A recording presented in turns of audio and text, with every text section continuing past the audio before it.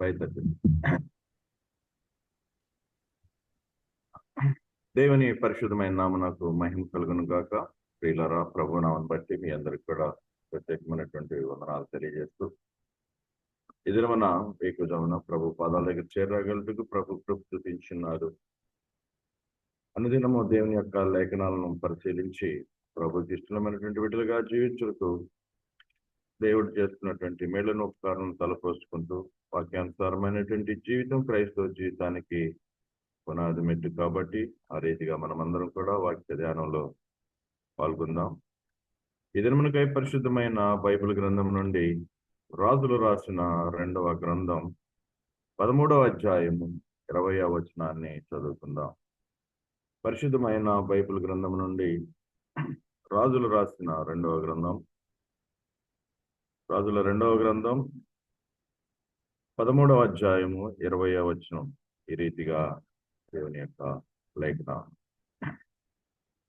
తరువాత ఎలీషా మృతి పొందగా వారు అతన్ని సమాధిలో ఉంచిరి. 1 సంవత్సరం గడిచిన తర్వాత మోయాబీల సైన్యం దేశం మీదకి వచ్చినప్పుడు కొందరు ఒక శవమును పాతిపెట్టుచు సైన్యమునకు భయపడి ఆ శవమును ఎలీషా యొక్క సమాధిలో ఉంచగా, దింపిన ఆ శవము ఎలీషా శల్యములకు తగిలినప్పుడు అది తిరిగి బ్రతికి కాళ్ళు మోపి నిలిచెను. దేవుడి మాటలు మన వినికిడిలో దీవించలాగున ప్రార్థన చేసి వాక్య ధ్యానం చేస్తాం. పరిశుద్ధుడు తండ్రి, ప్రేమ కలిగిన దేవ, మహోన్నతుడా, మహాఘనుడా, మీకు వందనాలు స్తోత్రము చెల్లించున్నాం. ప్రభా, మమ్మల్ని ఆదరిస్తూ కనికరిస్తూ కాపాడుతూ మీరు ఏర్పరిచిన ఈ కూడికలకై స్తోత్రములు, చేరువచ్చిన ప్రియబిడ్డలకై వందనాలు. మొబైల్ ఆరాధనలో చేరువచ్చిన వీళ్ళందరిని బట్టి ప్రార్థిస్తున్నాం. మేలుకై జ్ఞాపకం చేస్తాను. కలుపుకున్న దేని బలహీన నన్ను కూడా ఈ సహవాసంలో చేర్చి మీ మాటలు ధ్యానించుండగా కావలసిన సహాయాన్ని అందించమని యేసునామమున వేడుకొని ప్రార్థన చేయించున్నాం మా పరమ తండ్రి, ఆమేన్. ప్రియమైన వాళ్ళారా, చదవబడినటువంటి లేఖనం మనందరికీ తెలిసినటువంటి విషయమే. మనం ఏ రీతిగా అభివృద్ధి చెందాలన్నా, సమాజపరంగా, లోకపరంగా, భౌతిక పరంగా, ఆత్మ సంబంధంగా ఏ రీతిగా అభివృద్ధి చెందాలన్నా మనకు వాక్య సత్యము చాలా ప్రాముఖ్యమైనది. ఎందుకనగా దేవునికి ప్రతి ఒక్కరి పట్ల ఆయనకు చక్కని ప్రణాళిక ఉన్నట్లుగా మనం చూడగలం. ఏ నేలకు ఏ విత్తనం అవసరమో, ఏ ఆత్మకు ఏ సహవాసానికి ఏ వాక్యం అవసరమో దేవునికే ఎరుక. అవును ప్రియులారా, కావున ఈ సమయం మందు ఒక చక్కని లేఖనాన్ని మనం దేవుణ్ణి ఎరిగి ఇంకా బలపడటానికి ప్రభు కృప చూపించి ఒక చక్కని లేఖనాన్ని ఈ సమయం మందు దేవుడు మనకు తెలియజేస్తున్నాడు. అదేమనగా సమాధిలో ఉన్న ఎలీషా. చూడండి ఎంత విశేషమైనటువంటి లేఖనము. సమాధిలో ఉన్న ఎలీషా ఎంత సామర్థ్యంగా ఉన్నవాడో, తన శల్యములనగా తమ ఎముకలు ఎంత శక్తి కలిగినవో ఒకసారి మనము ఈ సమయం మందు ఆలోచన చేయవలసిన వారమై ఉన్నాం. ఆయన బ్రతికి ఉన్నప్పుడు శక్తిగా ఉన్నాడు. చనిపోయి సమాధి చేయబడి శల్యమైపోయిన తర్వాత కూడా ఆయన శక్తిమంతుడిగానే మనం చూస్తున్నాం. అనగా దీని అర్థం ఏమనగా క్రైస్తవుడు ఎల్లప్పుడూ కూడా సజీవి, నిత్య జీవి, నిత్యత్వంలో ఉన్నవాడు, నిత్య రాజ్యంలో ఉన్నవాడు, నిత్య మహిమలో ఉన్నవాడు. ఎంత గొప్ప విశేషమైన మన దేవుడు నిజంగా ఆశ్చర్యకరుడు. ఆయన అసమాన కార్యములు చేయవాడు, ఊహించని సంగతులు, గొప్ప పుణ్యకార్యములు చేయగల పుణ్యాత్ముడు. సమాధిలో ఉన్న ఎలీషా శక్తిగా ఉన్నట్టుకు కారణం ఏంటో మనం ఆలోచించాలి కదా. నిజమే, ఈ దినాల్లో చాలా మంది శక్తి లేకుండా ఉన్నారు. సంఘాలు, వ్యక్తిగత జీవితాలు శక్తి కలిగి లేవు. ప్రియులు, దేవుని రాజ్యము శక్తితో కూడున్నదని కొరింథీయులకు రాసిన మొదటి పత్రిక 4:20లో మనం చూడవచ్చు.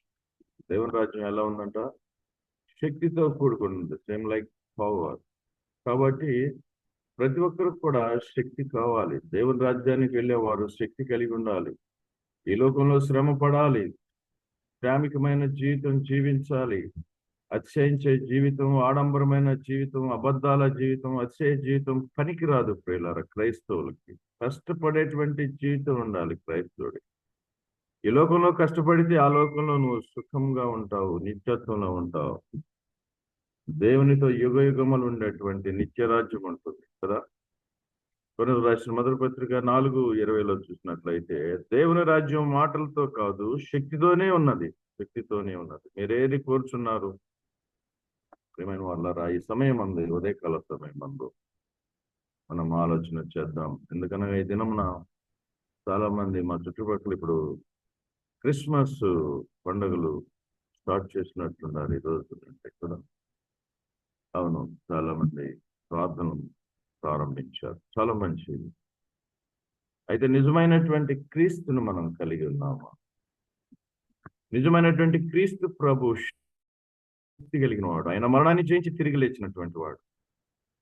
ఆయన పుట్టుకలో విశేషమైనటువంటి కార్యం, ఆయన మరణంలో అంతకంటే బహు విశేషమైన కార్యం. అయితే నిజంగా క్రీస్తు ప్రభు శక్తి కలిగిన వాడు. ఆయన సమాధిని జయించిన వాడు కదా. చింత లేదు మనకి. యేసు పుట్టినటువంటి పాట మనం చూస్తాం. మనకు చింత అక్కర్లేదు ఇక. ఎందుకంటే మన చింత యావత్తు ఆయన భరించాడు కలువరి శిలువలో. ఆయన పుట్టిందే మరణించడానికి. కాబట్టి ఈ లోకంలో ప్రతి ఒక్కరూ పుట్టుక మరణం. సమాధిలో మరణమైపోయినటువంటి ఎలీషా సామర్థ్యం, ఎంత సామర్థ్యం పిల్లరా! కారణమేమనగా ఆయన దేవుని సన్నిధిలో ఉన్న ఎలీషాని రాజుల 2వ గ్రంథం 3:14లో మనం చూడవచ్చు. ఎలీషా ఎక్కడున్నాడు? దేవుని సన్నిధిలో ఉన్నాడు కాబట్టి సమాధిలో ఉన్న సామర్థ్యం గలవాడయ్యాడు. ఇది ఒక గొప్ప విశేషమైన అనుభవంగా కనపడుతుంది. పిల్లరా, మనం కూడా సామర్థ్యం ఉండాలి. క్రైస్తవుడు సామర్థ్యం కలిగి ఉన్నవాడు. క్రైస్తవుడు అనగా శక్తి కలిగినటువంటి వాడు. క్రైస్తవుడు అనగా విశేషమైనటువంటి కార్యాలు చేయగలిగినటువంటి వాడు. ఎలీషా చక్కని సామర్థ్యం కలిగినటువంటి వాడు. దేవుని సన్నిధిలో ఉన్నప్పుడు సత్క్రియలు కలిగినటువంటి వాడుగా. కొందరు దేవుని సన్నిధిలో ఉండి కూడా చెడిపోయిన వారుగా ఉంటారు. అవును పిల్లరా, నిజమే. చాలా బాధాకరమైనటువంటి విషయం ఇటువంటి ఆలోచన చేస్తున్నప్పుడు. ఆదికాండం 6:12లో చూసినట్లయితే సమస్త శరీరులు దేవుని సన్నిధిలో నుండి చెడిపోయినటువంటి వారుగా ఉన్నారు. అవునా కాదు? ఎంత విచారం. సమస్తమైన శరీరులంట, ఒక్కరు కాదు, ఇద్దరు కాదు. చూడండి, ఆదికాండం 6:12లో చూసినట్లయితే, దేవుడు భూలోకమును చూచినప్పుడు అది చెడిపోయిండెను. భూమి మీద సమస్త శరీరులు తమ మార్గములను చెరిపివేసుకునిండిరి. ఎక్కడ? 11వ వచనం చూడండి.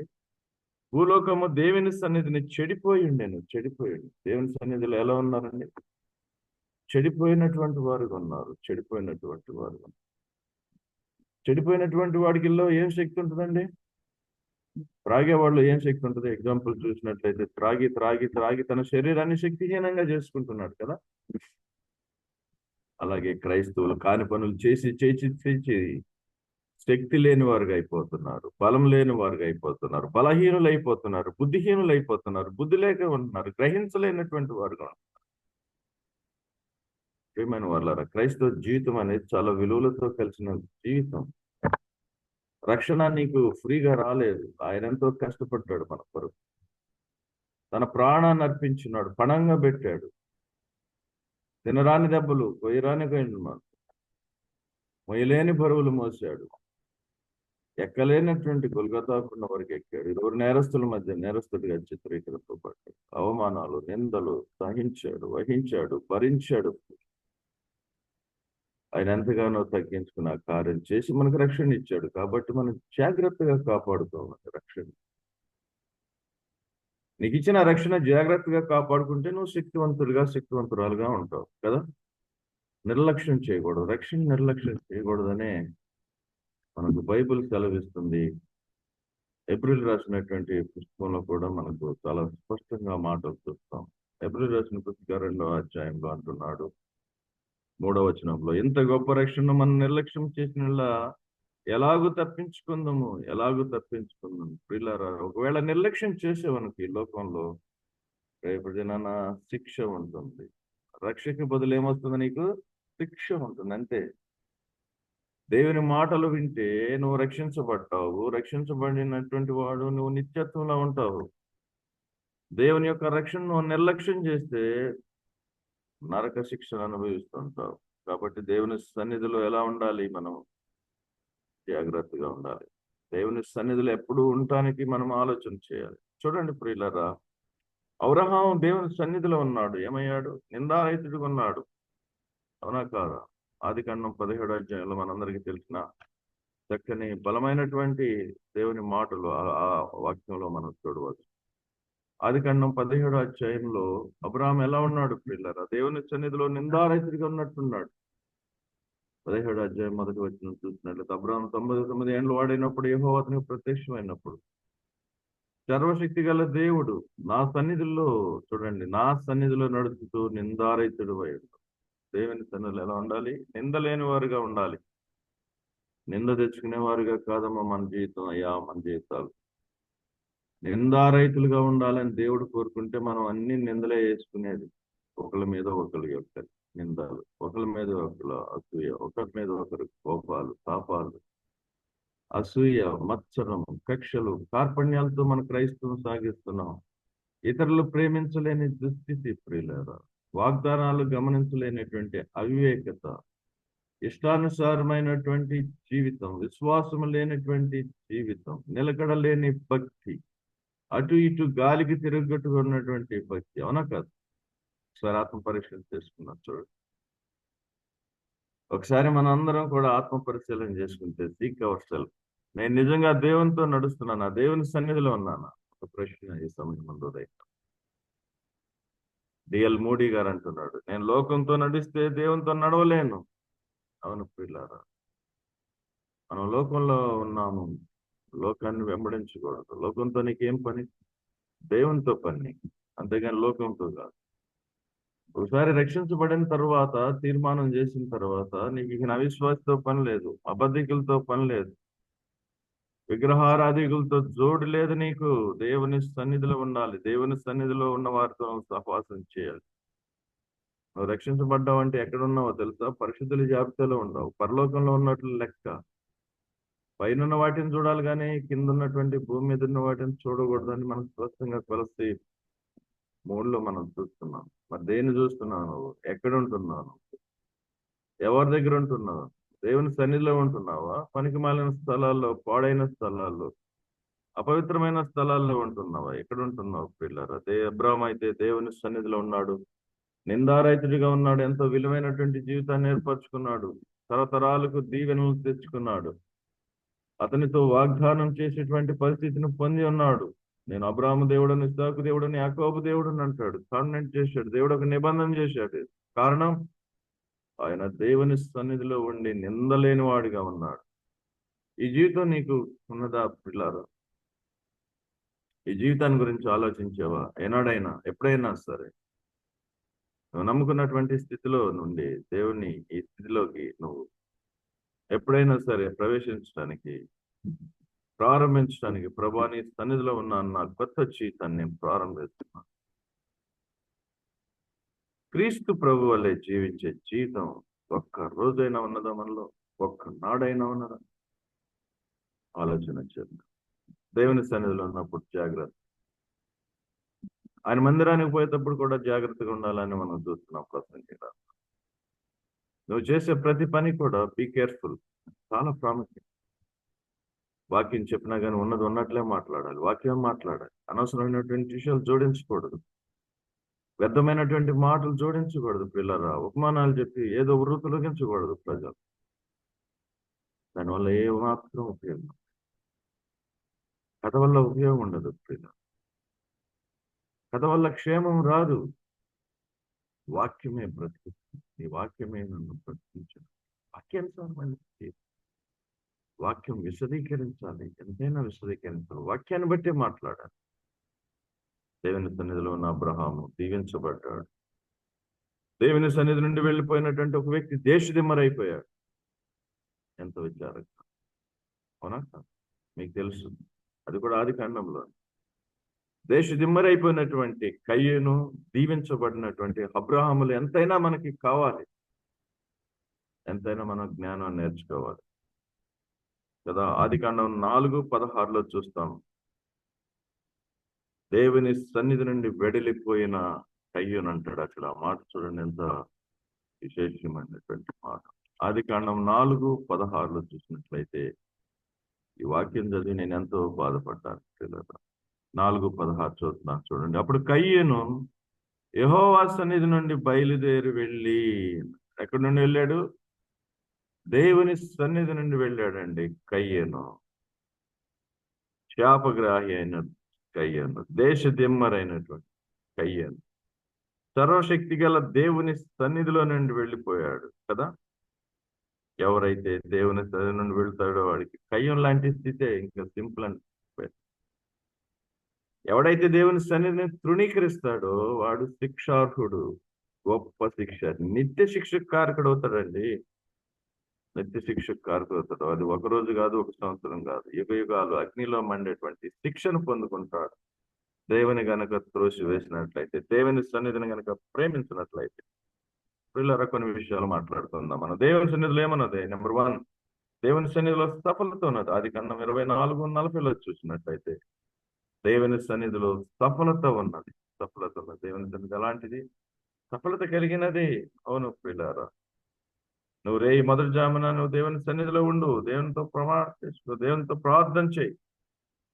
నువ్వు ప్రయాణానికి వెళ్తున్నా, నీ ఉద్యోగానికి వెళ్తున్నా, దిన జీవితం ప్రారంభించేటువంటి జీవితం ఎలాంటిదైనా, పని పాటలదైనా, ప్రయాణాలదైనా, ఏ పని ప్రారంభించాలన్నా నువ్వు దేవుని సన్నిధిలో ప్రార్థన చేసి నీ జీవితాన్ని ప్రారంభించు, నీ కార్యాలు ప్రారంభించు.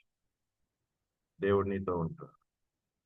ఎవరైతే దేవుని సన్నిధిలో ఉంటారో వారి జీవితాల్లో దేవుడు అంటాడు. ప్రియులారా, ప్రతి ఒక్కరూ ఆయన సన్నిధిలో గడిపేటువంటి అనుభవాన్ని మనం ఎంచుకోవాల్సిన వారమైనా. చాలా మంది దేవుని సన్నిధికి రారు, ఉదయకాలతో దేవునితో మాట్లాడాలంటే ఇష్టపడరు, దేవునికి ప్రార్థన చేయాలంటే సమయం ఉండదు. ఎక్కడెక్కడో తిరుగుతూ రాత్రి కాల సమయం ఆలస్యం చేస్తూ ఉదయాన్నే మొదటి జామున లేచే అనుభవం లేదు క్రైస్తవులకి. ఎంతో నిర్లక్ష్యం, దేవునికి ఇవ్వాల్సిన సమయం దేవునికి ఇవ్వకపోవటం ఎంతో బాధాకరం. దేవుని సన్నిధిలో మనకు సఫలత ఉంటుంది. నువ్వు చేసే ప్రతి పని కూడా దేవుడు సక్సెస్ చేస్తాడు, విజయాన్ని ఇస్తాడు. దావీదు దేవుని దగ్గర విచారణ చేసేవాడు కదా ప్రతి విషయంలో కూడా. అది ఎంత కష్టమైన పని అయినా సరే దావీదు ఏం చేసేవాడు? దేవుని దగ్గర విచారణ చేసేవాడు. అయ్యా, నేను ఆ దేశం మీదకి వెళ్ళాలా వద్దా? ఈ దేశం మీదకి వెళ్ళాలా వద్దా? ఆ పని చేయాలా వద్దా? కాబట్టి దావీదుని గురించి అంటాడు దేవుడు, దావీదు నా హృదయానుసారమైనటువంటి వ్యక్తి అండి, నా హృదయానుసారమైన దేవుని హృదయాన్ని ఎరిగి జీవించిన దావీదు. నీకు అనుభవం ఉందా? నాకు అనుభవం ఉందా? మనందరికీ అనుభవం ఉందా పిల్లలు? దేవుని ఎరిగి జీవిస్తున్నామా ఈ లోకంలో? లేదా మన ఇష్టమైనట్టు జీవిస్తున్నామా? కదా. అది కావాలి, ఇది కావాలి, లోకము కావాలి, దేవుడు కావాలి. ఆయన్ని వద్దనుకోము, ఈ లోకాన్ని వద్దనుకోము కదా. లోక కార్యాలు చేస్తాము, దేవుని కార్యాలు ఏదో నామకార్థంగా చేస్తూ ఉంటాం.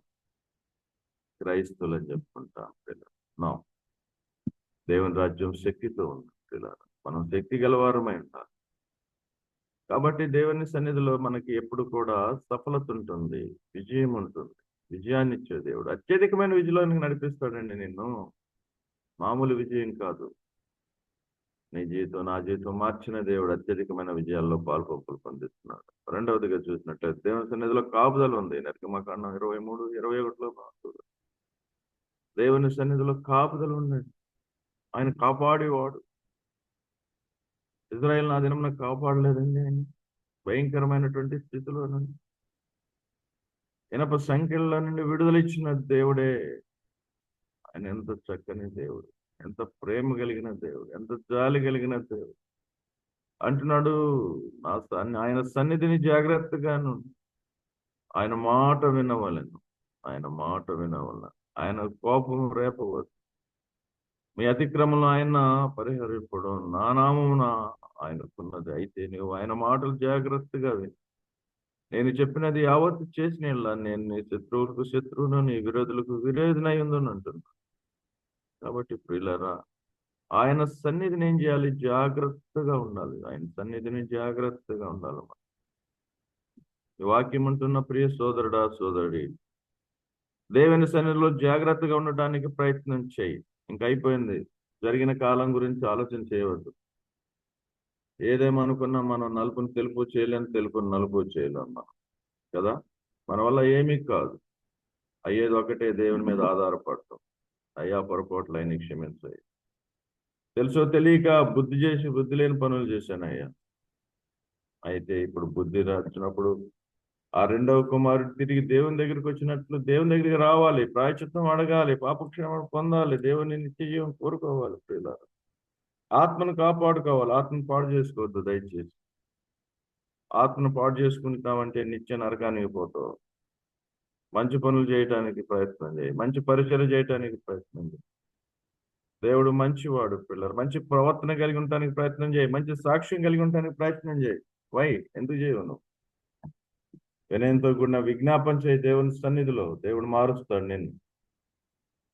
దేవుని ఆజ్ఞను గైకొనటానికి ప్రయత్నం చేయి ఈ సమయం నుండి ప్రియులారా. కాబట్టి ఆయన కాపుదల ఇస్తాడు. దేవుని సన్నిధిలో కాపుదల ఉన్నది కదా. ఒకటి, దేవుని సన్నిధిలో సఫలత ఉన్నది, దేవుని సన్నిధిలో కాపుదల ఉన్నది. మూడో విషయం చూద్దాం త్వరగా, నేను ముందుకు సాగుతున్నాను. అక్కడ నిర్గమాకాండం 28:35 దేవుని సన్నిధిలో జీవం ఉన్నట్లు కూడా చూడొచ్చు. దేవుని సన్నిధిలో జీవం ఉన్నది. నిర్గమాకాండం 28:35 మనం చూసినట్లయితే, సేవ చేయనప్పుడు అహరోను దాన్ని ధరించుకున్న అతడు యెహోవా సన్నిధిని పరిశుద్ధ స్థలంలోనికి ప్రవేశించినప్పుడు అతడు చావుకున్నట్లు ధ్వని వినబడుచున్నది. దేవుని సన్నిధిలో జీవం ఉన్నదండి, జీవం ఉన్నది. పరిశుద్ధ స్థలంలో ఎవడు చావడు. ఒకవేళ చనిపోయినా సామర్థ్యం కలిగేవాడుగా ఉంటారు తెలుసా. పరిశుద్ధ స్థలంలో ప్రాణం విరిస్తే నిత్య జీవంలో ఉంటారు, నిత్య జీవంలో. అసలు పరిచర్య చేస్తూ చనిపోతే ఎంత మంచిదండి. సువార్త చేస్తూ చనిపోతే ఎంత క్షేమం అండి, అవునా కదా. నువ్వు సువార్త పని చేస్తూ పరిచర్య చేస్తూ ప్రాణం విడిస్తే దేవుడు లెక్కలోనికి తీసుకుంటాడు. అది విలువైనటువంటి ప్రాణం, అది విలువైనటువంటి జీవాన్నిగా మారుస్తుంది దేవుడు. కాబట్టి ప్రియమైన దేవుని బిడ్డలారా, దేవుని సన్నిధిలో జీవం ఉన్నది, పరిశుద్ధ స్థలంలో చాలు ఆయన ఆయుష్ ఆరోగ్యాన్ని. అందుకనే అంటాడు, నేను దేవుని సన్నిధిలో పచ్చని ఒలివ చెట్టు వల్ల ఉన్నాను, పచ్చని మొక్క వల్ల ఉన్నాను, ఆకు వాడక తన కాలమందు ఫలమిచ్చు చెట్టు వల్లే ఉన్నానంటాడు. ఇవన్నీ కూడా దేవుని సన్నిధిలో ఉన్నప్పుడే పక్షిరాజవనాన్ని కలిగిస్తాడు. సమాధిలో నుండి నీ ప్రాణాన్ని విమోచిస్తాడు. కరుణా కటాక్షం నీ కిరీటంగా వస్తాడు. నీ లోగటి నీ భార్య ఫలించు ద్రాక్ష వల్లే ఉంటుంది. ఇవన్నీ కూడా దేవుని సన్నిధిలో ఉన్నప్పుడు, బయట వెకిలి చేష్టలు చేస్తున్నప్పుడు కాదు, వ్యర్థమైన వాళ్ళతో ఉన్నప్పుడు కాదు, లోకంలో ఉన్నప్పుడు కాదు. ఇవన్నీ వచ్చేది దేవునిలో ఉన్నప్పుడు వస్తాయండి, దేవునిలో ఉన్నప్పుడు వస్తాయి. అర్థమవుతుందా? దేవుని సన్నిధిలో ఉన్నప్పుడు వస్తాయి ఇవన్నీ కూడా. కాబట్టి ప్రేమైన వాళ్ళారా, చాలా జాగ్రత్తగా ఉందాం. దేవుని సన్నిధిలో ఏముండాలి? జాగ్రత్త కలిగి ఉండాలని చూసాం కదా. ఎన్ని ఆశీర్వాదాలండి, ఎన్ని దీవెనలండి, ఎన్ని వాగ్దానాలండి మనకి. ఇవన్నీ కూడా మనం తీసుకోవాల్సిన వారంగా ఉన్నాం, కానీ ఇవన్నీ కూడా మనం వదిలే వారంగా ఉంటాం. ఇతరుల మీద ఆధారపడతాం, మనుషుల మీద ఆధారపడతాం కదా. మనుషుడు ఏం చేస్తాడండి? మర్చిపోతాడు. క్షేమం అడిగితే మర్చిపోయినట్టుంటాడు కదా. యేసేపు ఏమంటాడు జైల్లో ఉన్నప్పుడు? పానదాయకుల అధిపతిని అంటాడు, నువ్వు ఫరో దగ్గరికి వెళ్ళినప్పుడు, అయ్యా నన్ను జ్ఞాపకం చేసుకోవడానికి కొంచెం ఫరో దగ్గర మాట్లాడు అంటే అతను ఏం చేస్తాడు? మర్చిపోయాడు. ఆదికాండం 40 మనం చూడవచ్చు. అయితే దేవుడు మర్చిపోయాడు నిన్ను నన్ను. ఆయన సన్నిధిలోని వారి బిడ్డలు ఆయన కాపాడువాడు, కాబట్టి ఆయన జీవిస్తాడు. త్వరగా ముగిద్దాం, సమయం అయిపోయింది కాబట్టి. దేవుని సన్నిధిలో నిర్భయం కలిగి ఉంటాం. లూకాసు వార్త 1:75 ఆయన శత్రు చేతుల నుండి కూడా మనకిస్తాడు సంశయం లేని జీవితం. నిర్భయం కలిగి ఉంటాం అనగా భయం లేని జీవితం జీవిస్తామండి. దేవుని సన్నిధిలో ఉంటే, God with us who can against, దేవుడు నా పక్షం ఉండగా నాకు విరోధి ఎవడు అంటాడు కదా. మనం దేవుని సన్నిధిలో ఉన్నటువంటి జకర్యాను చూడొచ్చు కదా. లూకాసు వార్త 1:75 ఉంటాడు కదా. ఇక్కడ ఎవరుంటారు? ఎవరు కనపడతారండి ఇక్కడ? చూడండి ఒకసారి, త్వరగా ముగిద్దాం మనం. లూకాసు వార్త 1:75 ఉంటుంది. ఎవరు కనిపిస్తున్నారు ఇక్కడ? చూడండి, 75. ఆయన ప్రజలకు దర్శనమిచ్చి వారు విమోచన కలిగజేసాను. తన సేవకుడైన దావీదు వంశమునందు మన కొరకు రక్షణ శృంగమును అనేటువంటి మాటల్లో మనము శత్రువుల చేతులను వెంటనే మన జీవిత కాలం అంతయు నిర్బలమై ఆయన సన్నిధిని పరిశుద్ధముగాను నీతిగాను ఆయన సేవింపుగాను అనుగ్రహించి నిరీక్షణ కలుగజేసి ఆయన సన్నిధిలో ఎలా ఉండాలి? మనం పరిశుద్ధంగా ఉండాలి. మనం శత్రువుల చేతులను విడిపించబడు జీవిత కాలం అంతా నిర్బలమై జీవిత కాలం అంతా భయం లేని వారికి ఉంటారు ఆయన సన్నిధిలో ఉన్నాం. చూడండి ఎంత బ్యూటిఫుల్ మాట, ఎంత శక్తి కలిగింది మాట. కాబట్టి కీర్తన 16:11 కూడా దేవుని సన్నిధిలో సంపూర్ణ సంతోషాలు ఉన్నట్లుగా మనం చూడగలం. ఈ సమయం అందు దేవుని సన్నిధిలో మనం ఎలా ఉండాలో ఆఖరిగా ఒక మాట చెప్పి నేను ముగిస్తాను ప్రియులారా. కొలస్సీ రాసిన పత్రిక 1వ అధ్యాయము 22లో చూసినట్లయితే మనము ఆలోచన చేద్దాం. కొలస్సీ రాసిన పత్రిక 1:22లో తన సన్నిధిని పరిశుద్ధులుగాను నిర్దోషులుగాను నిరపరాధులుగాను నిలువబెట్టుటకు ఆయన మాంసయుక్తము అయిన దేహమందు మరణం వల్ల ఇప్పుడు మిమ్మల్ని సమాధానపరచండి. ఆయన సన్నిధిలో మనం ఎలా ఉండాలి? ఇప్పుడు పిల్లరా, విన్న వాటి ఎల్లా ఒక ఎత్తు అయితే ఇప్పుడు మనం మరొక ఎత్తులో మనం ఆలోచన చేద్దాం. ఒక విధానంలో మనం చూద్దాం. ఒక కోణంలో మనం ఆలోచన చేసినట్లయితే దేవుని సన్నిధిలో నీవు నేను పరిశుద్ధ రక్తంలో కడగబడిన మనందరం కూడా పరిశుద్ధులుగాను నిర్దోషులుగాను నిరపరాధులుగాను ఉండాలి. 3 సార్లు జాగ్రత్తగా గుర్తుపెట్టుకోండి. 1 పరిశుద్ధులుగా ఉండాలి, 2 నిర్దోషులుగా ఉండాలి, 3 నిరపరాధులుగా ఉండాలి. పైవన్నీ కూడా సంతరించుకుంటే మనం శక్తి గలవారమై ఉంటాం. దేవుని రాజ్యంలో ఉంటాడు. నీ కొరకు నా కొరకు ప్రభు కల్వరి శిలువలో తన రక్తాన్ని కార్చాడు కదా. శపితమైనటువంటి శిలువను భుజాన మోసి పిల్లరా లోక పాపానంతటిని కూడా మోసి 20 నేరస్తుల మధ్య నేరస్తుడిగా చిత్రీకరించబడ్డాడు. కారణం ఆయన సన్నిధిలో ప్రతి వ్యక్తి కూడా నిర్దోషిగా ఉండాలని. మన ప్రభు పవిత్రుడు, నిర్దోషి, నిష్కల్మషుడు, పాపంలో చేరక ప్రత్యేకంగా ఉన్నవాడు కాబట్టి ఆయన నమ్ముకున్న బిడ్డలందరూ కూడా ఎలా ఉండాలి? ఎలా ఉండాలండి?